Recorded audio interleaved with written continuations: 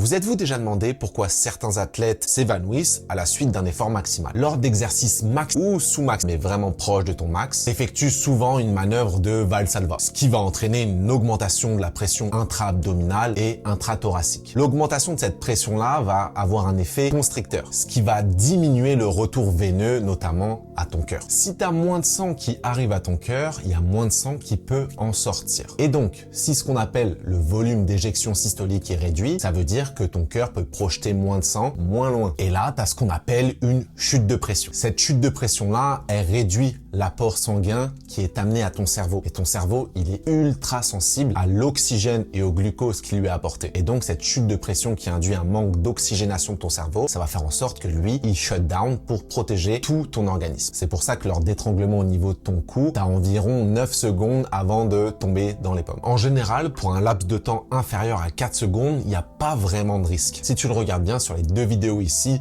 à chaque fois, c'est 4 secondes et plus. Et dans des études sur des étranglements en UFC, ils voyaient qu'en moyenne, c'était 9 secondes pour perdre connaissance. Donc si tu peux te rassurer comme ça, tant mieux. Une chute de pression, tu le vois arriver. C'est pas t'es là en épaulé, puis tu tombes d'un coup. D'abord, t'as des petites étoiles dans les yeux, un rétrécissement du champ de vision, et t'es pas du tout confortable dans ton mouvement. Donc c'est pas quelque chose qui arrive de manière soudaine comme ça. Tu le sens arriver. Si tu le sens arriver, pose ta barre et assis-toi très rapidement. Ça te permettra de tomber de moins haut si jamais ton cerveau, il décide quand même de shutdown, parce que ce qui est dangereux là-dedans, c'est pas la perte de conscience, mais c'est où tu vas te cogner la tête à cause de cette perte de conscience. Dis-le moi dans les commentaires si ça t'est déjà arrivé et sur quel exercice.